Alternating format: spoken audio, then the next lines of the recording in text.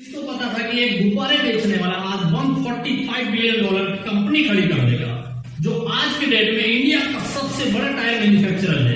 Indians कभी quality tyre नहीं बना पाएंगे। यह कहने वाले फॉरेन ब्रांड्स को एमआरएफ ने न सिर्फ अपने देश से निकाल फेंका, बल्कि उनके ही देश में जाके आज उनसे ही कम्पीट कर रहा है। आज के bike, car, truck and JCB के साथ साथ इंडियन एयरपोर्ट्स के सुखोई एयरक्राफ्ट का भी टायर बनाता है। साल 2011 से 2021 तक एमआरएफ का शेयर का प्राइस 12 गुना तक बढ़ चुका था और आज एमआरएफ का शेयर इंडिया का सबसे महंगा शेयर है। आज इन्होंने इंडिया के टायर मार्केट अप्रॉक्स 29% शेयर पर कब्जा कर रखा है। साथ ही एमआरएफ की इंडिया में 2500 से भी ज्यादा डिस्ट्रीब्यूटर्स है। इतना ही नहीं, ये कंपनी दुनिया के 75 से भी ज्यादा देशों में अपने टायर को एक्सपोर्ट करती है और केवल फॉरेन कंट्री से ही $3.1 बिलियन यानी कि 25,486 करोड़ का रेवेन्यू जनरेट करती है। लेकिन सवाल तो ये उठता है, कैसे एक गुब्बारे बेचने वाले ने दुनिया का दूसरा टफेस्ट टायर बनाने वाली कंपनी को खड़ा कर दिया।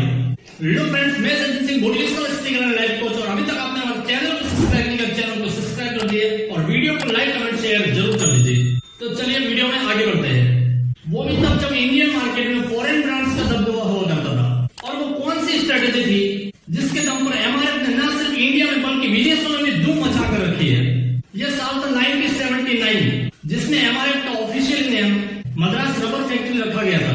लेकिन इससे पहले इस कंपनी का नाम मैस्टल टायर एंड रबर हुआ करता था और 1956 के लास्ट बार से इस कंपनी ने टायर बनाना शुरू किया था। लेकिन यह स्टोरी शुरू होती है आजादी के पहले से। जैसा कि हम सबको पता है कि भारत को आजादी काफी मुश्किलों से मिली थी और लोगों से छोटा बड़ा जितना भी हो पाता था वह आजादी की लड़ाई में साथ देते थे। ऐसे ही एक बैंक और न्यूज़पेपर के ओनर अंग्रेजी हुकूमत के खिलाफ अपने न्यूज़पेपर में छापा करते थे एंड उनके इसी काम को देखते हुए हुकूमत ने उनकी पूरी संपत्ति जब्त करने के साथ ही उनको 2 साल के लिए जेल में डाल दिया।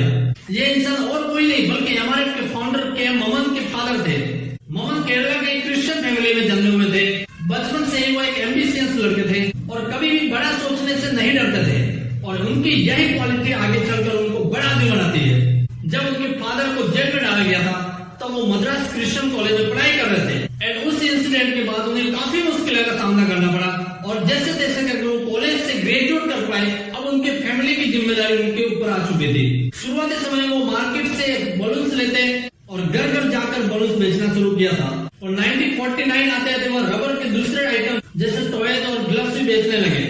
इसी दौरान भारत जैसे डेवलपिंग देश में ट्रेडेड आइटम की डिमांड बढ़ने लगी। जो टायर्स पूरी तरह से घिस चुके या उनके ऊपर से ग्रिप फट चुकी होती है, ऐसे टायर्स पर रबर की नई लेयर चढ़ाकर उन्हें नया बना दिया जाता था और फिर से इस्तेमाल किया जाता था। और इसी को देखते हुए केएम जी ने अपने भाई की मदद से 1952 में इस इंडस्ट्री में कदम रखा और अपने बेहतरीन क्वालिटी के चलते बड़े बड़े मल्टीनेशनल कंपनी को हराकर 1956 तक 50% मार्केट को कैप्चर कर लिया। और इसी बीच आता है एमआरएफ की स्टोरी का पहला lesson, horizontal integration of business.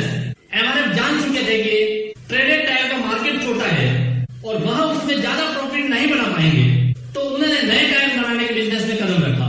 MRF ने इस बिजनेस में कदम तो रख दिया था, लेकिन टायर मैन्युफैक्चरिंग की कोई भी टेक्नोलॉजी एमआरएफ के पास नहीं थी। इसी कारण उन्होंने 1960 में यूएस की कंपनी मैन्सफील्ड के साथ पार्टनरशिप की, जिसमें उन्होंने मैन्युफैक्चरिंग के सारे टेक्निकल एस्पेक्ट्स को सीखा और इसी एग्रीमेंट के अंदर एमआरएफ यूरोप और मिडिल ईस्ट समेत दुनिया के कई देशों में मैन्सफील्ड के नाम पर अपने टायर को बेचने लगे और 1962 में अपना पहला प्लांट और 1964 में बेरूट में अपना पहला इंटरनेशनल ऑफिस भी खोला, जो किसी इंडियन कंपनी के लिए पहला इंटरनेशनल एक्सपेंशन था।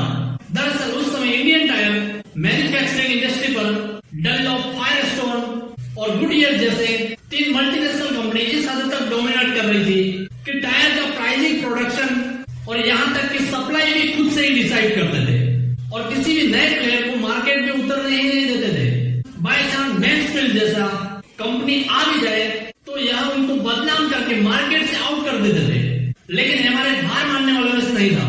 दरअसल तीनों मल्टीनेशनल ब्रांड में डनलॉप सबसे बड़ा प्लेयर था। डनलॉप इंडियन गवर्नमेंट से ऑर्डर लेने के मामले में सबसे ज्यादा आगे था और एमआरएफ को गवर्नमेंट का थोड़ा ही ऑर्डर दिया जाता था। डनलॉप एक अनफेयर कंपटीशन कंडीशन क्रिएट कर रहा था, जो कि देखा जाए तो अनफेयर कंपटीशन न सिर्फ बिजनेस के लिए बल्कि पूरे देश के लिए घातक हो सकता है। वो इसलिए में ज्यादा पैसा डिमांड करके या फिर सप्लाई कट करके यह कंपनी देश का फायदा उठा सकती है। यह सब देख इंडियन गवर्नमेंट ने मार्केट में फेयर कंपटीशन को मांग किया और अपने होम ग्राउंड कंपनी को सपोर्ट करना शुरू किया। एमआरएफ ने मार्केट में अच्छा खासा शेयर पाने के लिए अपनी पूरी ताकत लगा दी थी। दरअसल इस कंपनी ने इंडियन रूल्स के अकॉर्डिंग टायर बनाने के लिए साल 1963 में अपना रबर रिसर्च सेंटर सेटअप किया और कुछ ही दिनों में इसने यह टायर बना भी लिया था। शुरुआती दिनों में यह कंपनी टायर्स को B2B फॉर्मेट में बेचा करती थी, लेकिन उन्हें रिटेल सेगमेंट में भी एंट्री लेना था। लेकिन इसमें सबसे बड़ी प्रॉब्लम यह थी कि OEM कंपनी एमआरएफ के टायर को यूज करते ही नहीं थे। OEM का मतलब ऐसी कंपनी जो गाड़ियों के पार्ट्स को खुद बनाती है और उन्हें खुद ही असेंबल करके बेचती है। अब एमआरएफ के पास दूसरा ऑप्शन यह था कि वो ड्राइवर्स का सेकंड चॉइस बने, यानी कि ऐसे कस्टमर्स को पकड़े जो अपनी गाड़ी का टायर चेंज करवाने वाला हो। हालांकि यह उतना आसान नहीं था, इसलिए एमआरएफ ने ऐसे इंसान को हायर किया जिसे फादर ऑफ इंडियन एडवर्टाइज कहा जाता है। जी हाँ, उस इंसान का नाम है अनिल पदमसी। अगर आप इनको नहीं जानते तो मैं आपको बता दूं कि यह वही इंसान है जिसने बजाज सर्फ और फेयर एंड हैंडसम का फेमस एड कैंपेन बनाया हुआ था। एमआरएफ का एड कैंपेन बनाने के लिए उन्होंने सबसे पहले फील्ड में जाकर कई सारे ट्रक ड्राइवर से बात किया और इस सर्वे में उन्हें पता चला कि ट्रक ड्राइवर्स स्ट्रॉन्ग और पावरफुल टायर की जरूरत है जिससे ये लंबे टाइम तक टिक पाए। एंड इसी नीड को हाईलाइट करते हुए अली ने एमआरएफ मसल बैन का एड बनाया था। इस एड को टीवी कमर्शियल और बिलबोर्ड्स पर शो किया गया था, जिसकी वजह से आम लोग उनको पहचानने लग गए और जब भी टायर चेंज करवाना होता तो वो एमआरएफ के टायर लगवाना पसंद करते थे।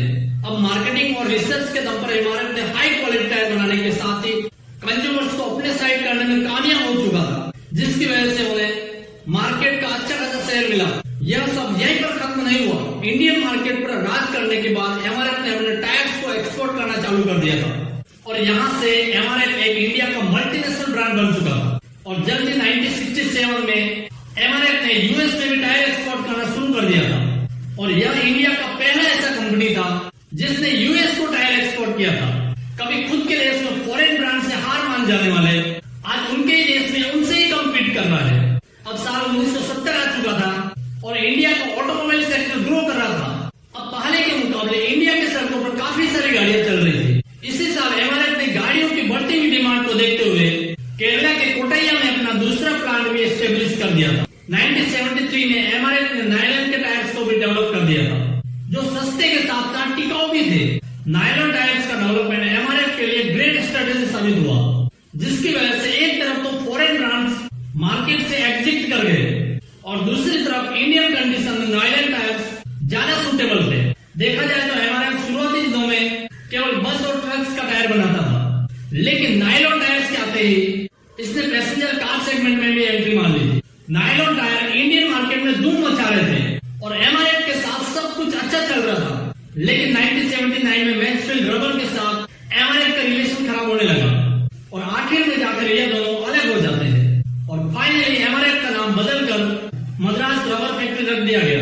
अब एमआरएफ एक इंडिपेंडेंट कंपनी बन चुका था और अब तक ये भारत से लेकर विदेशों तक में जा चुका था। लेकिन एमआरएफ के लिए यह सक्सेस काफी नहीं था।